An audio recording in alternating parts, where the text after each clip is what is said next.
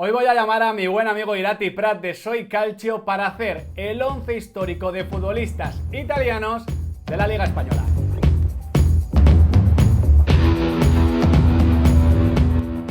Muy buenas chicos y chicas, ¿qué tal estamos? Bienvenidos de nuevo a Diario de un Periodista Deportivo. Como ya veis, aquí estamos con Irati Prat para hacer el 11 histórico de futbolistas italianos. ¿Qué tal, Irati? ¿Qué tal, Miguel? Pues un placer de verdad estar aquí contigo. Un vídeo que llevamos mucho tiempo Sí, planificando, pero la verdad es que ha sido difícil, ¿eh? Ha sido difícil de hacer porque parece una temática simple, sí. ni mucho menos. De hecho, esto lo íbamos a grabar, yo creo que mínimo hace 7-8 meses decimos, bueno, Sí, vamos a dejar a ver si sale algún futbolista italiano, viene alguno en el mercado. La verdad es que no ha sido una relación demasiado prolífica en este sentido. Yo creo, Irati, para empezar simplemente a modo de resumen, creo que no ha habido demasiados italianos en el fútbol español, básicamente porque el calcio ha sido una liga muy potente durante muchos años, sobre todo 80 y 90, cuando se comienza a abrir el mercado y los mejores sí. futbolistas italianos, evidentemente, pues se quedaban en el calcio, no iban ni a la Bundesliga, ni a la Premier, ni a España. Claro, en muchos casos había más dinero en Italia que en otros Claro. países, así que no les hacía falta irse fuera, ¿no? Porque un equipo de media tabla cobraban un salario, ¿no? Que era superior al que iban a cobrar en otros países y encima no tenían que moverse de casa, ¿no? Es verdad que no solo en España, en otros países, como tú has comentado, es muy difícil Sí, sí. encontrar italianos, ya sea en el presente o también en el pasado. ¿No? Hay algún caso por ahí, ¿no? Por ejemplo, se escapa Gianfranco Zola Sí. a la Premier, pero son casos que hay que ir encontrando de forma muy, muy detallada. Y aquí vamos a ver que hay jugadores muy buenos en España, sí es cierto, pero por Sí. detalles. O sea, quiero decir, tuvo que pasar algo o ser un jugador especial para que acabara en España y no se quedara en Italia. Entonces, lo vamos a ver. Pero dicho eso, tiene mucho carisma este 11. Por ejemplo, aquí tengo Hombre, una camiseta que es de un tipo que pasó por España, pero no le fue bien. es lo que te iba a decir, era un poquito el caso que explicaba por qué los italianos mejor en la Serie A que en otras ligas, aunque por un tema de cultura, en el fútbol español debería haber un poquito más de nivel. Pero aún así, os aseguramos, Irati y yo, que el 11 que os vamos a presentar a partir de ahora mismo os va a encantar. Bueno, pues aquí tenemos ya el campito, la bandera italiana, Irati, todo dispuesto para que estés cómodo y hables de fútbol italiano en España. Que no está mal.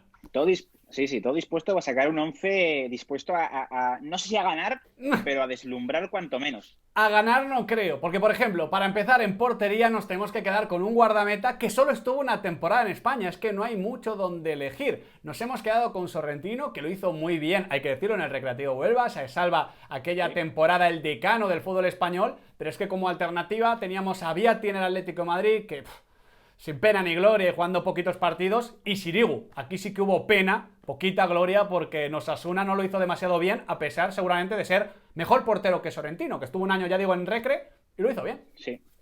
Sí, un portero histórico del fútbol italiano, ¿no? Que ha Claro, tenido una carrera muy larga, muy muy longevo, veterano. pero obviamente casi siempre en Italia. Se retiró hace bien poquito del fútbol profesional, porque tengo que contarte una historia breve pero espectacular. Y hay que decir que Sorrentino, para penaltis de toda la vida, que aquella temporada en el Recre jugó todos los partidos posibles, encajó bastantes goles, pero bueno, jugó todos los partidos Bueno, y el Recre se salvó y tuvo una carrera muy larga, sobre todo en Chievo Verona o Palermo. Tengo que contarte una historia porque se a retiró ver, hace nada del fútbol profesional, pero claro, dijo, no quiero dejar de jugar al fútbol. Se fue al Cherbo, que entrenaba a su padre, a jugar de delantero ¡oh! en quinta categoría italiana y marcó un gol en su debut para ganar el partido. Me Y ha estado gusta. ahí, ahora sigue jugando y ahora está en el Torinese jugando delantero. Me Ahí gusta, está. me gusta. Esto, alma de delantero, guantes de portero, me gusta, ¿eh? Portero delantero como en el recreo, como en el colegio. Ahora vamos con la defensa, donde verdaderamente sí que hay bastante nivel, sobre todo en los laterales, porque como lateral derecho tenemos que hablar de Cristian Panucci, uno de los mejores Sí. laterales, sobre todo en el aspecto defensivo de la historia, y eso que el fútbol italiano ha tenido muchos en este sentido, acaba incluso como central. En el Real Madrid llega en un mercado de invierno para estar en el Madrid, precisamente de Fabio Capello. Tengo aquí los datos: 3 años, gana Liga, gana Champions y además lo mejor, rendimiento inmediato. Fue llegar, recuerdo que no sé si marca gol o marca gol en propia en ese primer partido que es contra el Atlético de Madrid, en el derbi donde Raúl se sale. El caso es que rindió sobremanera y creo que su historia duró demasiado poco, en el fútbol español. Yo creo que es un entrenador que siempre ha ido vinculado a Capello, ¿no? Primero en el Milan, donde ya coincidió con Fabio Capello, luego en el Real Sí. Madrid y luego tiene una larga etapa La en la Roma. Roma, ¿no? Es un futbolista, fíjate que sin embargo yo creo que tiene 57 internacionalidades, jugador importante en los 90 en la historia del fútbol italiano y en principio de los 2000, es cierto que una posición lateral que nunca ha ido, Sí. aunque Italia ha tenido grandes laterales izquierdos, como por ejemplo Maldini, el lateral derecho, Paquetí. algo faltaba ahí, pero me da la sensación de que es un jugador que a lo largo de la historia, a posteriori, se le ha reconocido menos Sí. de lo que quizás merecía, ¿no?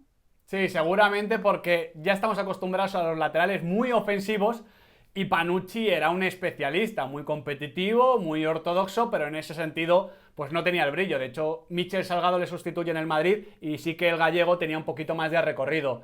En el centro de defensa vamos empezando con Marcos Lana, que estuvo 2 años en el Salamanca, 2 en el Zaragoza. Marco, no Marcos, que le he castellanizado ya directamente. No tenemos Marcos en Italia. Por eso mismo. Y que ganó la Copa en 2001 con el conjunto Maño.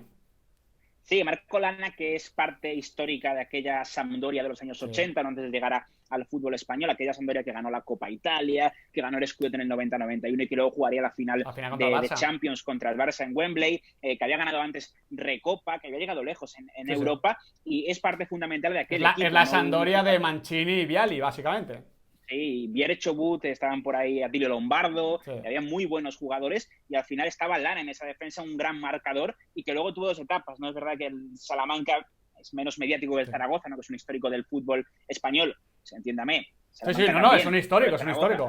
Alcanzó cotas muy altas y es verdad que en esa última temporada en la Copa del Rey es parte de aquel equipo, no es titular, no juega ni un minuto en la final de la Copa contra el Celta, pero bueno, estuvo ahí, esa temporada tuvo su protagonismo. También tuvo protagonismo, evidentemente, después de ganar el Balón de Oro y la Copa del Mundo, il bello Cannavaro, Fabio Cannavaro, que la primera temporada yo creo que decepciona un poquito, aunque gana la Liga el Real Madrid, de nuevo con Fabio Capello, pero a mí el siguiente año con Schuster, que es una liga un poquito olvidada, porque luego llega el Barça de Guardiola y cambia el fútbol español, pero esa liga con Schuster, a mí Cannavaro me parece que deja un muy buen nivel. Luego la siguiente temporada ya le queda un poquito lejana, un poquito grande. Hay que recordar que llega al Madrid básicamente porque descienden a la Juve, Calciopoli, etcétera, la historia de siempre en la Serie A. Pero el caso es que ya digo, por esa segunda temporada al menos pudimos disfrutar de lo que era un talento defensivo, evidentemente generacional. Sí, yo creo que, bueno, lo que comentamos en la previa del vídeo, ¿no? Que al final seguramente sin algunos detalles, algunos jugadores y términos de primer nivel no hubieran llegado nunca a España, ¿no? Posiblemente sin el descenso de la Juve, Cannavaro no hubiera salido del fútbol italiano, ¿no? Porque al final estaba en un equipo que aspiraba a todo en Italia y en Europa antes del Calciopoli. Hablando de él en Italia, en España me queda una sensación parecida a la de Panucci, ¿no? Tiene 120 partidos en el Real Madrid, más o menos. Es cierto que nunca llegó a alcanzar el nivel que haya mostrado en el Mundial, ¿no? Que es muy complicado. Muy complicado y muy pequeñito, ¿no? En un nivel altísimo. Es que no era tan bueno Cannavaro como se vio en ese Mundial. En ese Mundial parecía el mejor central de todos los tiempos y era bueno, pero no tanto. Sí, al final yo creo que eso le pesa un poco, ¿no? Las expectativas de llegar al Real Madrid, de tener que ser uno de los líderes de la defensa, pero aún así yo creo que no fue ni mucho menos negativa su etapa aquí, ¿eh? Yo creo que estuvo bastante bien. Exactamente. En la defensa, en el centro de defensa también podíamos haber elegido a Moretti, que estuvo muchos años en Valencia, también evidentemente en el lateral. En banda derecha podíamos haber colocado a Zambrotta, Piccini, incluso, bueno, Florenzi, lo que pasa que con Panucci no había discusión, y donde tampoco hay discusiones en el lateral izquierdo, porque Amadeo Carboni, por nivel de importancia, igual de todos estos jugadores que vamos a hablar hoy, es el más trascendente, el más importante. Carboni está entre el 97 y el 2005 en Mestalla, gana 2 ligas, una Copa, una UEFA, esas finales evidentemente de la Champions League. Más partidos en Liga de un italiano, 236 y un nivel brutal, con el brazalete de capitán, con su competitividad, uno de los mejores fichajes de la historia del Valencia, así de simple. Sí, a mí me pasa una cosa muy curiosa, ¿no? Porque Carboni llega a España en el 97 y claro, yo nazco en el 95. Yo en el momento en el que tengo que tener conciencia un poco del fútbol español, a ver, en un primer momento no me cabía en la cabeza pensar que un jugador que se desenvolvía prácticamente en español, ¿no? Que era como uno más, no me cabía en la mente pensar, digo, esto es italiano. Yo en aquel momento cuando tenía 10 años más, decía, un español que se llama de toda la vida. No sé, de primeras no pensaba que era italiano, obviamente luego investigas y llega después de una etapa muy larga en la Roma, de ser importante en la Roma, de ser el capitán de la Roma, se despide de Trigoria y acaba en Valencia, y como tú dices, es importantísimo, ¿no? Solo hay que hablar del palmarés: 2 ligas, una Copa, una Supercopa, una Intertoto, una Copa de la UEFA, una Supercopa de la UEFA, y esas 2 finales perdidas de Champions. Es que imagínate que las hubiera ganado. Sí. Estamos hablando de una cosa brutalísima.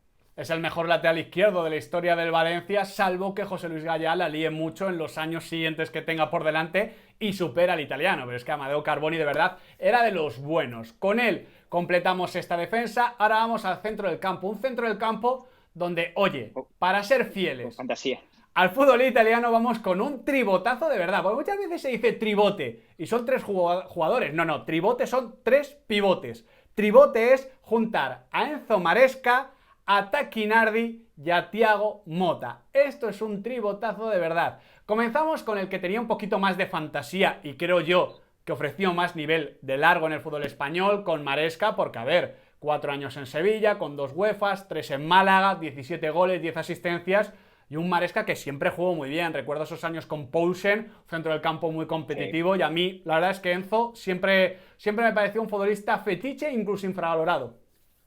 Era un jugador especial. Yo creo que era un jugador especial, ¿no? Desde siempre se le había tratado en Italia como un jugador, un talento especial, habitual en las categorías inferiores del fútbol, de las selecciones de la churra, ¿no? Es verdad que además viene de una cantera prestigiosa, ¿no? Como es la cantera del Milan, que luego rápidamente se le empieza a ver como que va pegando muchos saltitos por diferentes clubes. Su primer club es el West Bromwich Albion, poco más que decir, italiano en el West Bromwich Albion en la Premier, luego está la Juve, está en el Bologna y en muchos más equipos, pero en España hay que destacar sobre todo Sevilla y Málaga, ¿no? Yo creo que ¿quién no recuerda esa final, la primera final de la Europa League, ¿no? Contra el Middlesbrough, con 2 goles de Enzo Maresca. 3-0 fue, ¿no? Finalmente.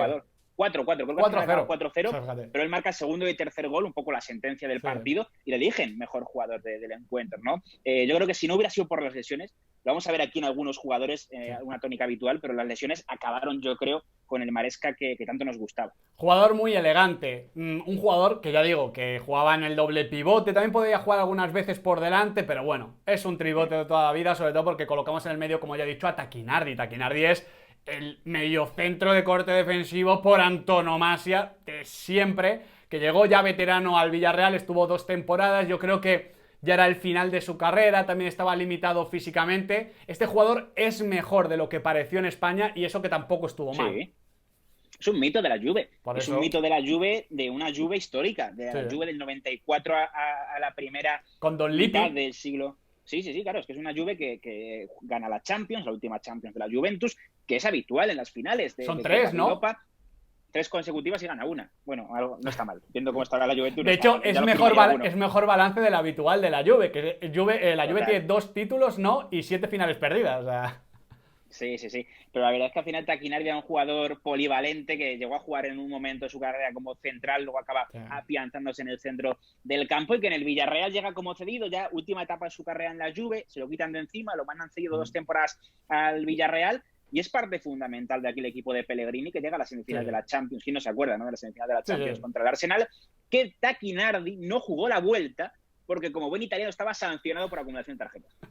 Ese detalle que nos gusta. ¿Quién sabe si hubiera jugado, ¿Quién sabe si hubiera jugado? Igual hubieran jugado la final contra el Barça. Con que Riquelme hubiese metido el penalti ya se acababa la historia, Irati, también te digo. Y a su lado, un Thiago Motta, este sí, muy infravalorado en el fútbol español. De hecho, yo he querido meter a Motta por delante de Demetrio Albertini, de Tomasi, de Fausto Rossi, el chico del Valladolid, porque al final es que Motta está 6 años en el Barça, 1 en el Atleti. Es verdad que no explota, es verdad que queda una fama de leñero, pero Thiago Motta ha sido un muy buen futbolista, un muy buen jugador, evidentemente nacido en Brasil, pero nacionalizado italiano, jugó con la Azzurra y por eso le metemos en este 11 histórico. Y ya digo, aunque estuviese por España y fuese su peor época y haya quedado un recuerdo un poquito contaminado, es que es de los buenos. Es uno de esos oriundos, ¿no? Nacionalizados, en este caso, cuando estaba jugando en el Inter de José Mourinho. Yo creo que en el Inter del triplete y sobre todo la etapa más reciente en el PSG es cuando hemos sabido valorar más a Motta como jugador. Como entrenador de momento, ese Motta del 2-7-2 y esas cosas que se inventa no le ha ido nada bien hasta la fecha, pero como jugador yo creo también muy marcado por lesiones en España, ¿no? En el Barça, en el momento en el que llega a afianzarse, muy poca continuidad.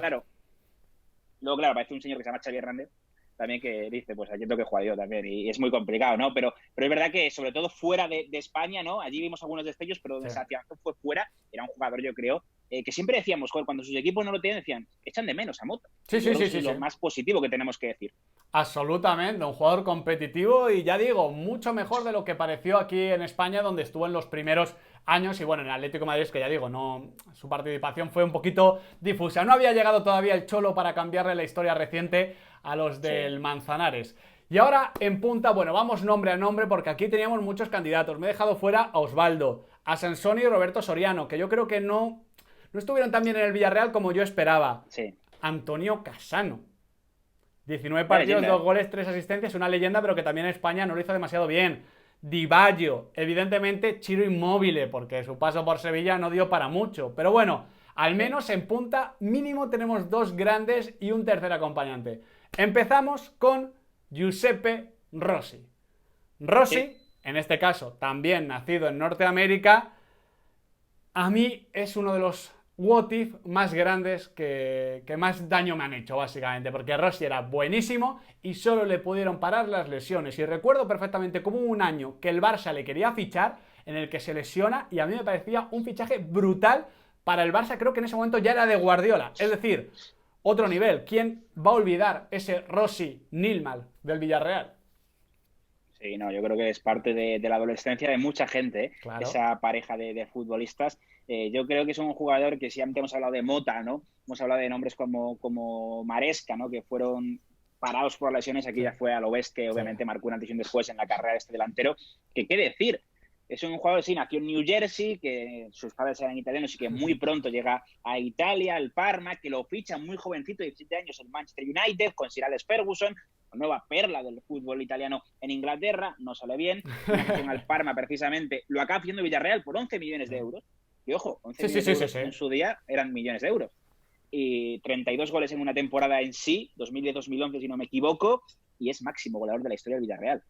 Y máximo goleador italiano en la Liga Española, 64 goles, 20 asistencias en 170 partidos. Un auténtico mito, pero que pudo ser mucho más. Ese es el único pero que le podemos poner al bueno de Rossi, que hay que recordar que luego vuelve a España con el Levante, con el Celta, pero ya era un Rossi disminuido, por desgracia, a nivel físico.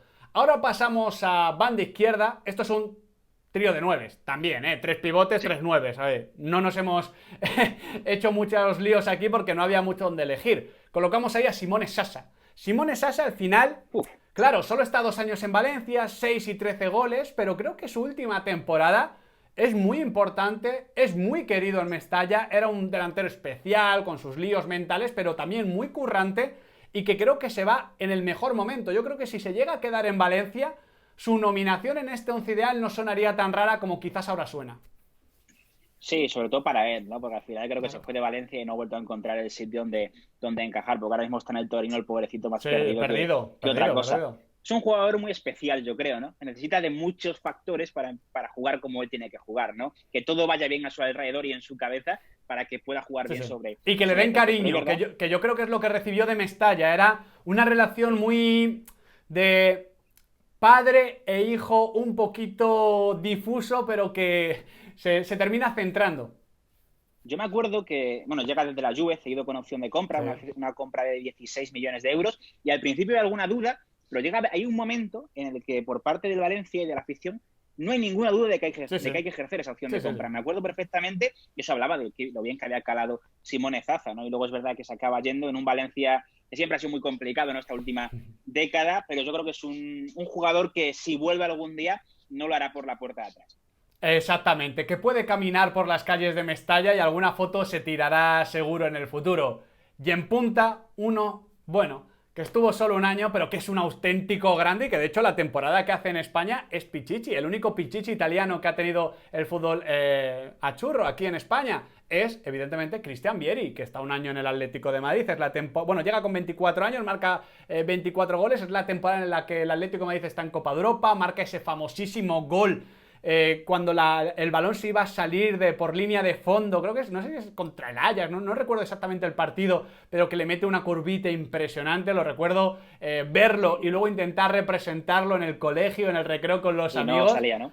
Y bueno, Vieri es que fue siempre el típico delantero italiano que no te fallaba, un golpeo de balón espectacular, con calidad, muy bueno en general, gran lectura. Es una pena que solo estuviese un año porque, ya digo, igual que he dicho antes con Thiago Motta, ese Atlético de Madrid con Gil, pues mucha estabilidad no tenía. A Vieri se le recuerda como un bomber, la Sí. definición de bomber en Italia, ¿no? Que es un poco, bomber no es solo ser un bomber en el fútbol, sino también un bomber en la vida, ¿no? Es lo que se dice allí mucho en Italia. Sí, Y es Vieri es esa que reencarnación de este futbolista es un que en aquel momento pajarillo, ¿eh? era, Es un pajarillo fuera de los terrenos de juego. que ahora últimamente está haciendo anuncios de maquinillas de afeitar, la televisión italiana. Bueno, ahí lo dejamos, como dato. No, hay que decir que es un jugador que en aquel momento no tenía estabilidad en su vida. Bueno, yo creo que nunca ha tenido. Sí, Ha ido empalmando equipo en equipo, sí. año tras año. Salvo en el Inter, que tiene una etapa de 5 o 6 años, nunca ha tenido continuidad. Y es una de las leyendas, yo creo, no solo del fútbol italiano en España, sino del fútbol italiano en Sí, general. en Solo hay general. que ver los reconocimientos que ha tenido, ¿no? 2 veces en su carrera mejor futbolista italiano elegido por los propios jugadores, elegido por Pelé en esa lista de FIFA 100, en el top 100 del World Soccer, de la revista World Soccer en el siglo XX. Yo creo que es un jugador que tenía el gol en la sangre y que es verdad que siempre tuvo polémica, ¿no? Se habla de que salió del Atlético de Madrid por una mala relación con Radomir Antic, también para solucionar problemas económicos en el Atleti. De hecho, bueno, le sale muy caro, ¿no? Hacer la Lazio en un momento en el que haya mucho dinero en Italia, regresa por mucho dinero, pero es verdad que ojalá lo hubiéramos visto más tiempo, aunque yo creo que por su condición no hubiera sido posible tampoco. Sí, sí, sí, sí. Era la historia del Atleti, la historia de Jesús Gil y la historia de Vieri era como un añito, un amor de verano y ya está, Sí. básicamente. Y entrenando este 4-3-3 con 2 laterales defensivos, 3 pivotes y 3 delanteros, pues vamos con Fabio Capello. Que Fabio Capello es el único técnico italiano que ha ganado la Liga Española. Además, lo hace 2 veces en las únicas 2 temporadas. Es verdad Sí. que también en el fútbol español ha estado Carlo Ancelotti, que ha estado Claudio Ranieri, que ha estado Sacchi, por supuesto. Pero a ver, lo de Fabio Capello en el 96 y en 2006, es verdad que con 2 niveles diferentes, porque en el 96 hace una liga espectacular, le gana al Barça de Ronaldo y de Robson, evidentemente, ese año. Luego en 2006-2007, bueno, ese es el Barça de Rijkaard ya que se está muriendo, pero bueno, 2 años, 2 goles, y en ese primer proyecto es el que digamos que ayuda a cimentar la base del equipo que termina ganando por fin para el conjunto blanco la 7ª, y además, oye, con 3 delanteros como en este 11, Šuker, Mijatovic y Raúl, que jugaba tirado a banda. Capello la sensación de que, bueno, no sabías qué hacer, le llamabas y te solucionaba el año, ¿no? Por parte del Real Madrid. Yo creo que es un entrenador que si nos podemos quedar con el Capello de los 90 mejor, Sí, mejor. historia en el Milan sobre todo, ¿no? De Luego en hecho, el 2000 si está en podemos muchos. obviar también su etapa como seleccionador, inglés, ruso, comentarista, mejor que mejor. Sí, porque ahora está como comentarista en Sky Italia y la Ya verdad es que deja muchas Conte. perlas, pero hay de todo, hay de todo. Digamos que está un poco divagando el bueno de Fabio Capello, sus mejores años ya pasaron, pero era un entrenador yo creo histórico, solamente lo que consiguió en el Milan, la efectividad que ha tenido en el Real Madrid. Fíjate que al final estaba pensando, no nos ha quedado un once ni mucho menos tan malo, ¿eh? Yo creo Ah, que competiría segurísimo. A lo mejor claro, un Irati. partido sí, 3 no. Claro, pero es que yo en esta serie ya he hecho el 11 argentino, donde está Sí. Maradona y Stefano Leo Messi. El 11 brasileño, donde está Ronaldo, Ronaldinho, Rivaldo. He hecho el 11 portugués, que es un auténtico escándalo con Figo, con Futre, con Cristiano. Bueno, pues este fútbol italiano. Tengo que decirte que Italia cuando no se le da como favorito ganan mundiales. Sí, si Así que quién sabe. organizamos un Totonero o un Calciopoli y este 11 de centro del campo un poquito con pierna dura Duro. y liquidado, exactamente. Pues nada, Irati, ha sido un auténtico placer hacer este vídeo contigo, que ya digo, en perspectiva los nombres suenan bien, su paso por España fue más cortito, más efímero, pero bueno, es la relación que ha existido y oye, eso también molaba comentarlo. Ha sido un placer, Miguel. Yo creo que recordar alguno de estos mitos, pues no se les puede llamar de otra forma, ha estado muy guay, así que te mando un abrazo muy grande. Y ojo, esta es una de las relaciones donde yo creo que si hacemos el 11 de españoles en Italia es mucho más potente, aunque solo sea por Del Sol, evidentemente por Luis Suárez y por los españoles que hay ahora mismo. Es algo curioso y que molaba comentar. Creo que lo hicimos contigo, ¿eh? Sí, sí, sí, sí, me acuerdo, Sí. perfectamente, pero digo, comparándole simplemente con Del Sol, simplemente con Luis Suárez, ya tienes, pero es que encima luego Martín Vázquez, ahora Luis Alberto, carrera larga, está incluso, bueno, en portería Pepe Reina. Yo creo que hay bastante nivel en ese sentido y es curioso, es llamativo. Espero, chicos, que os haya gustado el vídeo. De hecho, voy a dejar ese vídeo aquí recomendado para que lo podáis ver si todavía no lo habéis visto en el canal de Soy Calcio. Y nada, si os ha gustado, like, suscripción, campanita, no solo aquí, también en el canal de Soy Calcio, donde también os podéis hacer miembros. Y bueno, recordad, evidentemente, que aquí en Diario de un Periodista Deportivo, el fútbol nunca se acaba.